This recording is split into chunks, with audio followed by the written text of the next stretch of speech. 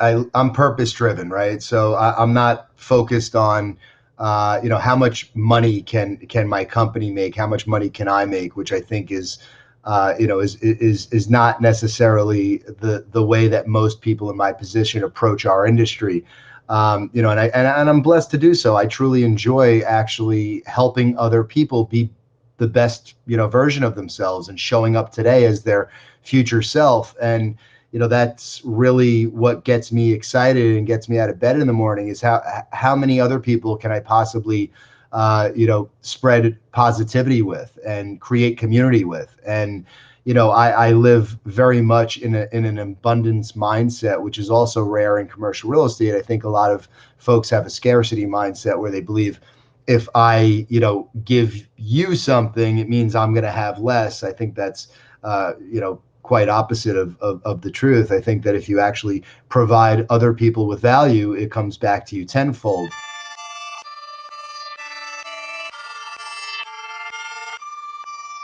Hey, it's a new world, gotta adapt to it. Innovation, information, more than the average. Rushing, please ignore the interruptions, cause this is digital discussions.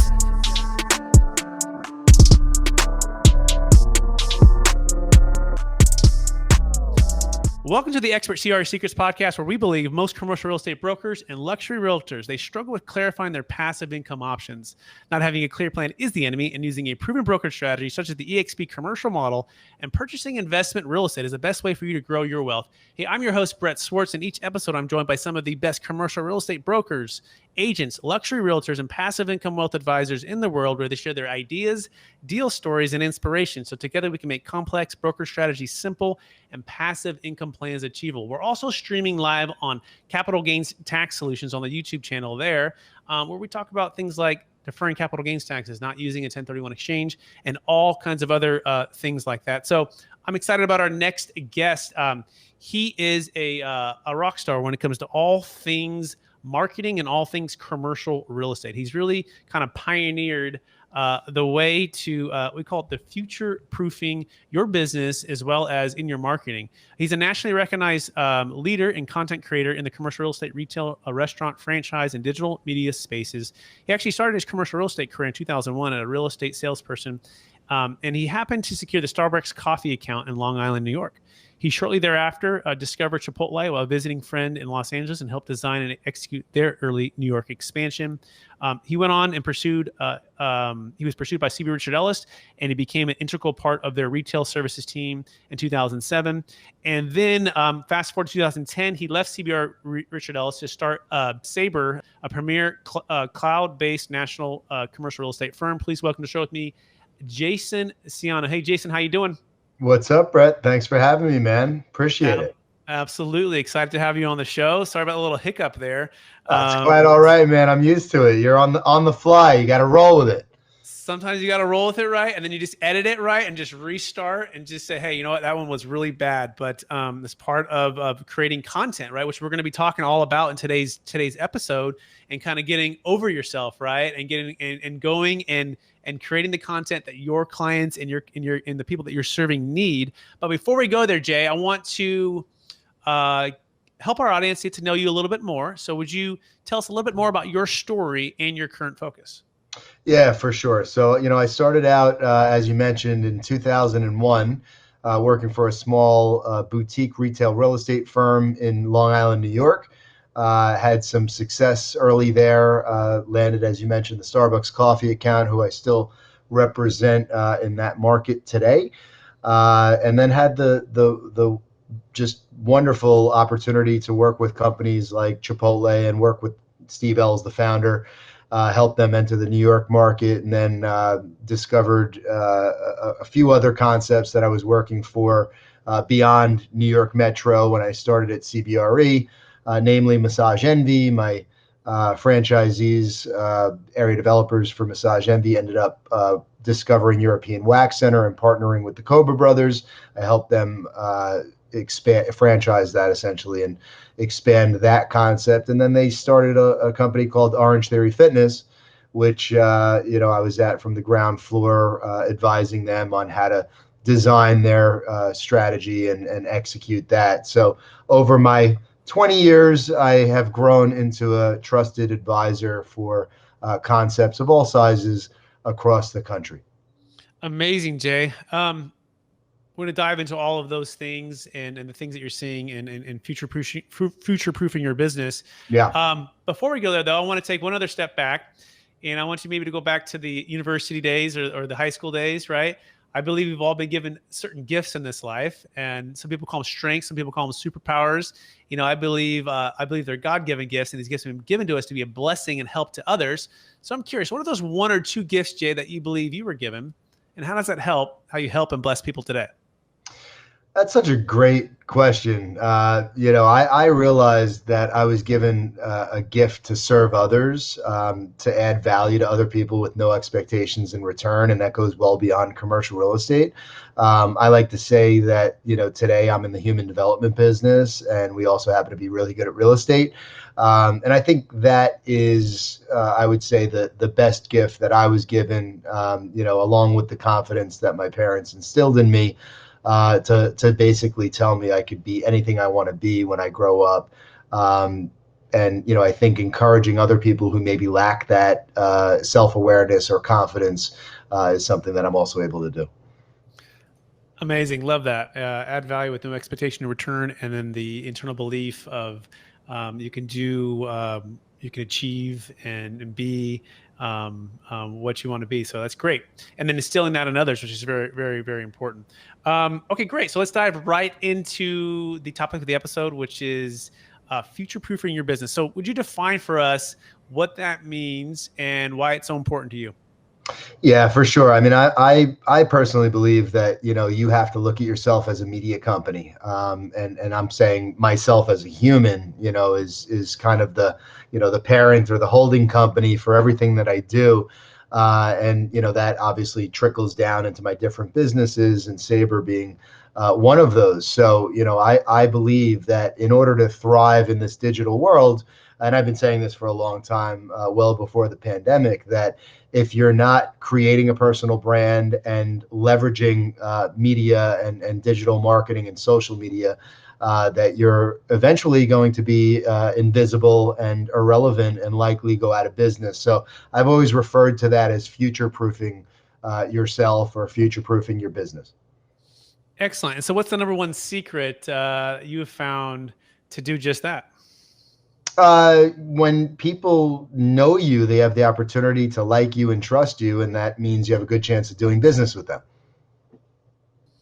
And how are you best doing that today, Jay? What are some of the things that you can think that commercial real estate brokers are not doing, right? Or business professionals are not doing, right? And maybe even we can probably talk about it. It's going to be video, it's going to be podcast, right? But more so, what's the one biggest secret to overcome the false belief or whatever the challenge has? What were yours in the beginning, right? Tell us your story from traditional broker, right? Yeah. Sabre Richard Ellis to marketing, and what you do now online.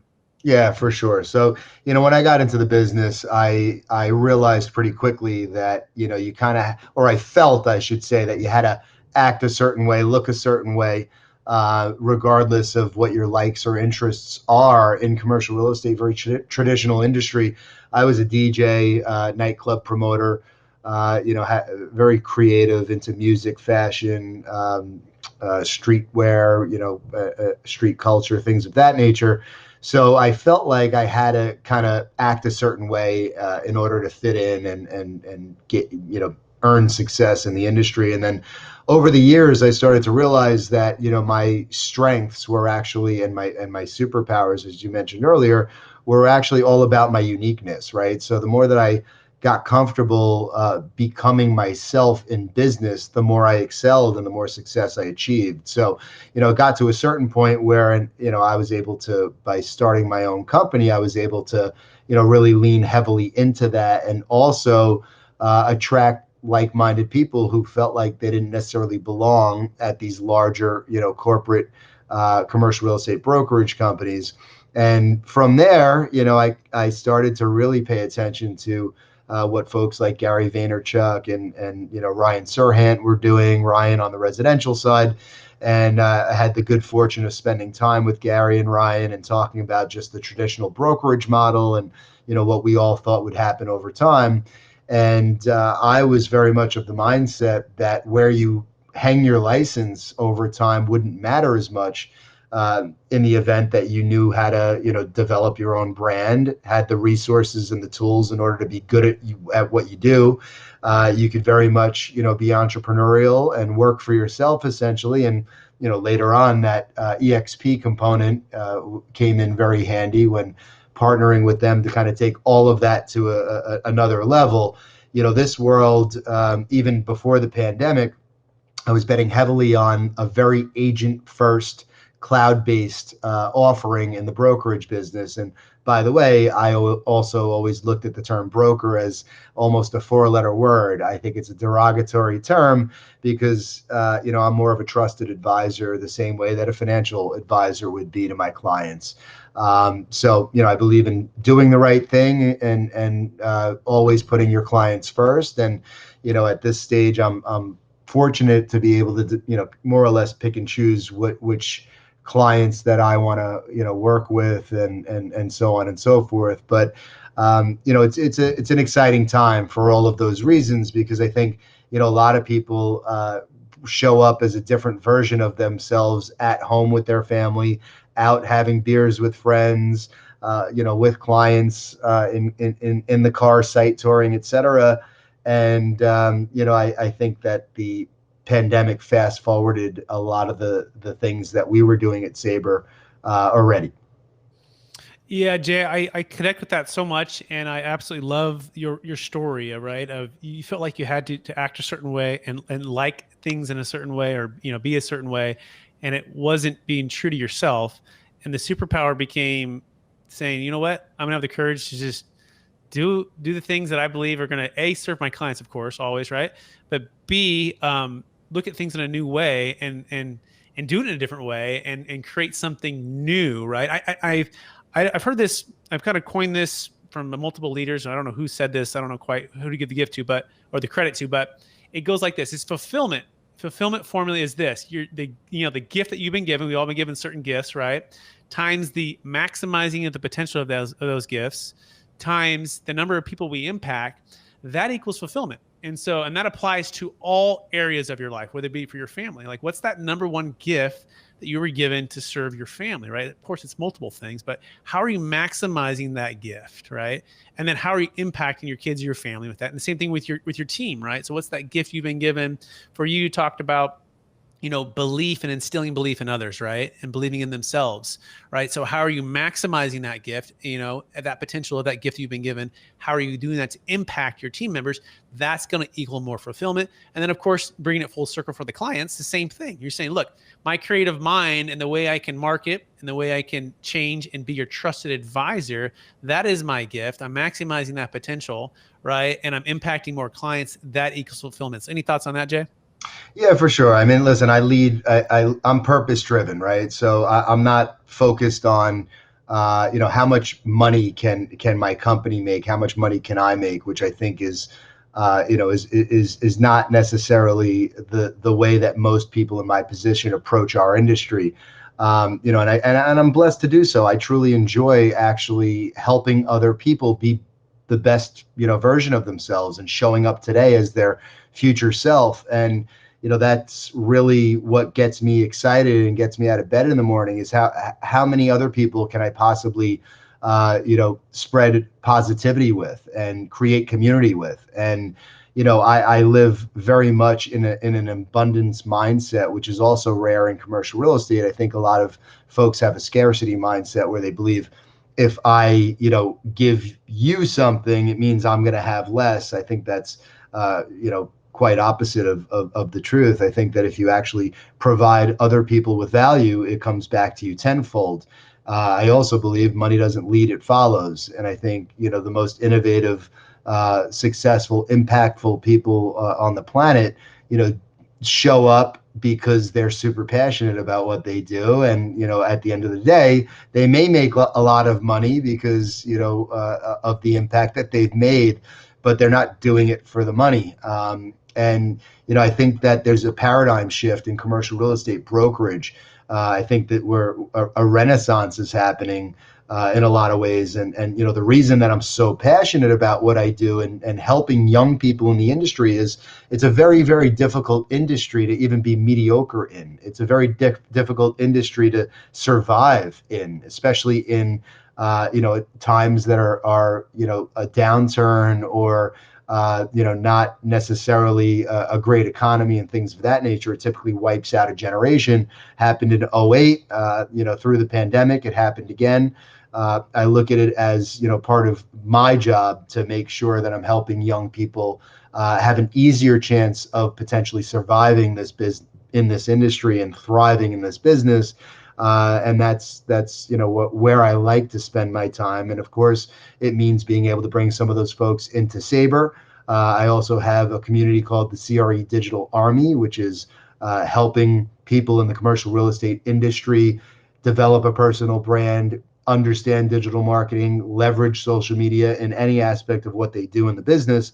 And it helps you understand how to be top of mind. Right. I believe that brand and sales are equally important, but without brand, you have to knock on doors every day. Fortunately, through my content creation and my like-minded community, people are discovering me and the good work that we're doing and, asking us to hop on a Zoom call or talk about how we could potentially help them. We also have a very good knack for understanding, people's businesses and pain points. We also want to understand what their exit strategy is. Everybody has a different plan for their business, and we can help them well beyond the real estate process. By the way, thank you, Jay. Beautiful. You can learn more about Jay Siano at Sabre.life, SABRE.life. And you can also find Jay on Instagram at Jayson. Oh, that's not the Y, by the way. JAYSON Siano, SIANO. So Jay, okay, so we've talked about the first kind of step or secret, if you will, for future proofing your business, and then you touched a little bit on commercial real estate, right? So, where do you see the future of commercial real estate business, and how what changes have you made to make sure that you and your team are successful moving forward? Yeah, for sure. So, as I mentioned, we've really established a national footprint on the tenant side. We like to work with companies from the top down. We are advising typically the founders and the C-suite of a company and helping them, design their rollout strategies and executing those strategies throughout the country and Canada. So, I believe that on the retail side, which is where we spend most of our time, and retail today is different than what it was 20 years ago. There's it's a gray area, right? Because it kind of creeps over into the co-working space at times. It creeps over into the industrial space with the Amazon effect and the internet, obviously. So, I'm a firm believer that folks do not need the same, store on every corner in every neighborhood to go buy the same yellow sweater. They can order those things, online, and the needs of the consumer have changed drastically over the last 20 years, and the internet is just starting to reach maturity. So, we're just at the tip of the iceberg as to what's to come. So, I think our economy and our culture is very much convenience driven. Especially with the younger folks, the microwave generation, as at times we like to refer to the young people who want everything instantaneously because they're growing up with devices that allow them to get things instantly. So, I think that our role is going to continue to change. An average commercial real estate broker is going to get replaced by technology with easy access to data for everybody. We're using a lot of AI. What we do is both an art and a science, and we're very good at both sides. But obviously, you have to be able to work the tools in order to, make good use of the data. So I don't think humans will be replaced, but I think average commercial real estate brokers are a dying breed, and it's happening faster than ever as a result of, again, the pandemic fast forwarding everything about 5 to 7 years. Excellent. So now let's shift to just a degree here and talk about brokerage, right? So old Siebert Ellis, and my background is Marcus and Millichap, right? And the old school kind of brokerage model. And by the way, amazing company, great training, learned a ton. But it was very corporate. It felt like kind of like you scratch my back, I'll scratch yours, right? And especially with the mentor-mentee relationships or you bring someone in, you build them, you give them your secrets, you train them up, and then they're cold calling next to you at another cube or another office, or they leave to like the Steve Richard Ellis or the Sperry Van Ness, right? And now you're like, wow, like the loyalty wasn't necessarily built in because of the model. So would you tell us about your experience and your journey from the old model, let's say, into even your own brokerage, right?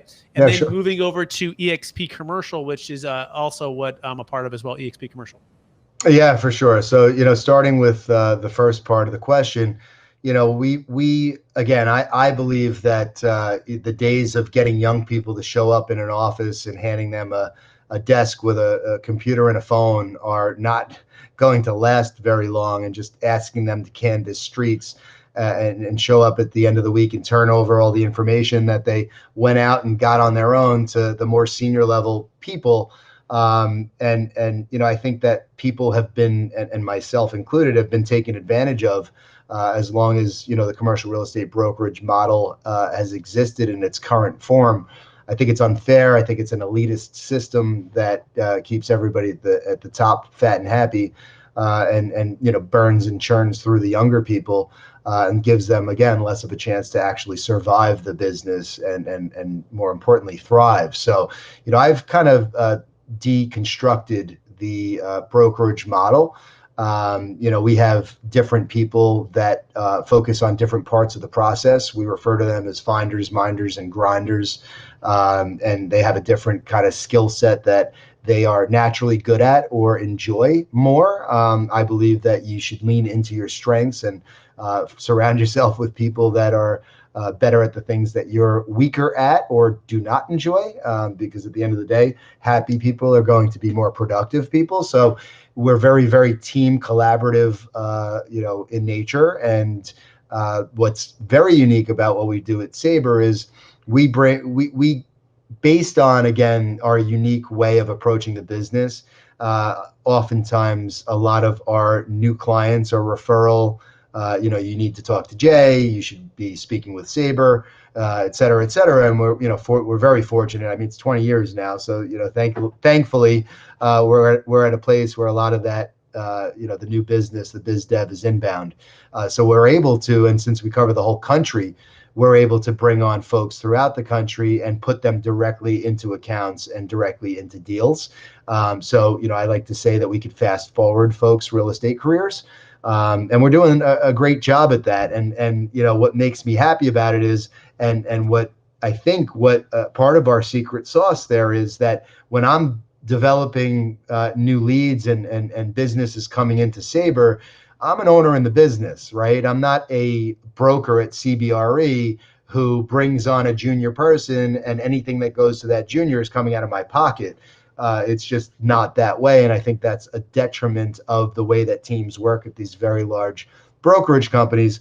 So I think that right there is going to change how the industry moves moving forward. In addition to that, I think that influencers and folks with large followings through social media will end up selling more real estate, whether it's commercial or residential, than legacy real estate brokers in this world and in the future. So, not only do we encourage folks to use social media, we train them on how to do it. We have a team of people and a digital marketing company in-house, as well as a lot of folks that are freelance and that we outsource work to. And we're able to help folks create their social profiles and learn how to use them to our advantage. And so, we've actually acquired quite a few brokers from those more traditional corporate companies who frown upon them using social media. So having the innovation, having that open ways of doing businesses, new ways of doing businesses, right? And seeing. I know for me, that's what was really attractive with EXP, in that it's not just a real estate brokerage company. It's a technology company. It's it's a leadership company. It's a collaboration company, and it's truly you're on the ownership side, right? Even though you haven't given up your company, right? It's just powered by, or on the platform EXP. So for those who are listening, who are commercial real estate brokers, and wondering like why wouldn't I join? What would be a reason someone wouldn't want to join EXP, Jay? Because they like being stuck on the commission hamster wheel and not not creating financial freedom for themselves and their families by things like stock and rev share. For me, again, I'm super impact driven. I know that I could do it myself, and over the next 2 decades, right? At that point, I'd be in the business for 4 decades, and I'm sure that I could, slowly cover the entire country and start to really make more impact through that reach on my own over time. But the EXP platform allows me to pour gasoline on what I'm already doing. Oh, and by the way, even though I think we have a very unique offering at Sabre without EXP, with EXP, it solves a lot of the pain points that I can't solve being a small business. I can't offer everybody access to health insurance. I can't automatically hire somebody due to licensing things all across the US or world for that matter, without EXP. In addition to that, again, I starved my way through my first handful of years in this business and sacrificed a lot of things to do so. And if I had different opportunities to earn income, again, like the stock or the rev share, it might have been easier for me at the beginning of my career. And again, that's what I want for other people. I don't want people to have to struggle, the way that I did to get ahead. And by the way, not many people, 2-3 years into their career are representing Starbucks and Chipotle exclusively. And I was struggling, even though I had those clients. So, I think that salesperson's draws are as bad as student debt. It's not really talked about frequently, but again, I think it's, people at the top offering out draws because it kind of keeps those younger agents in place, even when they're trained up and they want to move on to better themselves. I look at it in a very different way. If somebody wants to move on and there's a better opportunity for them, I want to help them with that better opportunity, whether Sabre, Siano are involved or not. And that's very, very different than how the rest of the industry works. The minute that I discovered EXP and what Glenn had created, I knew that it was going to absolutely change the industry. Yeah, I couldn't agree with you more, Jay. And so much wisdom there. And I just think about Robert Kiyosaki, right? And the cash flow quadrant, right? What side of the quadrant are you on, right? Are you on the self-employed or a W-2 employee, right, versus business owner and an investor? And it truly, finally, for the first time, in an elegant, beautiful, collaborative, amazing way, moves the broker from the left side of the quadrant over to the right side of the quadrant. And once you understand that, you're no longer renting your brokerage, you're now owning a part of a larger brokerage, right? Through stock share, through revenue share, and that unlocks freedom, right? Freedom, and to give 100%, back to the 50-50 thing at Marcus and Millichap. I thought it felt like, right? It felt like I was only good to them as if like you said, get the information, bring the deals, get the meeting, and then you got to give up 50% to your mentor. And there's definitely value there, but at a certain point that the value diminishes, and it was always the big Marcus and Millichap getting, let's say making the billions, right?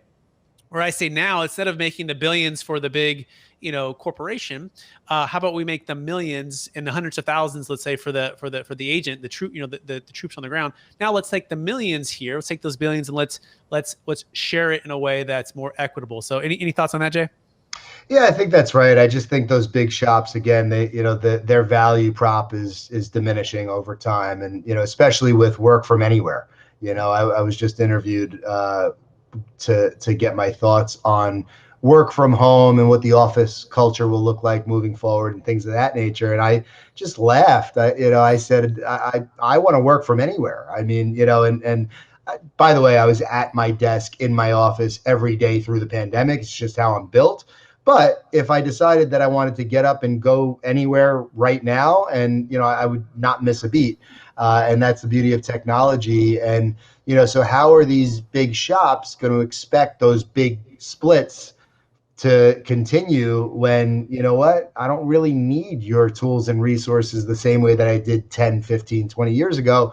Oh, and by the way, I'm not coming to the office anymore. So that's my 100%. So by the way, if you want to learn more about that, you can contact me or Jay. And to learn more about EXP Commercial, and the future of real estate, we're 100% believers, all in, and think it would be the best move if you're in the commercial real estate, luxury real estate space, residential real estate space, all of the above. Also the business brokers, that's another part of it too. M&A and business brokerage is opening up. It's truly the Amazon of the real estate brokerage world. And so you can learn more about that at expertcresecrets.com. You can also contact Jay, which we're going to leave his information here in a minute after the lightning round. Jay, you ready? Let's go. All right. Knowing what you know now, Jay, if you can go back to your 25-year-old self, what's the one golden nugget you'd make sure to tell yourself to do? Ooh, wow, man. Enjoy my youth. I lost my mother right after college to cancer, and that threw me into my career, head first. And not that I lost a part of my childhood as the result, because I was in my early 20s at the time, but I wish I would have just enjoyed life a little bit more and took it a little less seriously in those years. Very well said. Number one book you've read or recommended the past year? Man, I did 75 hard during the pandemic, so I've read a lot of books.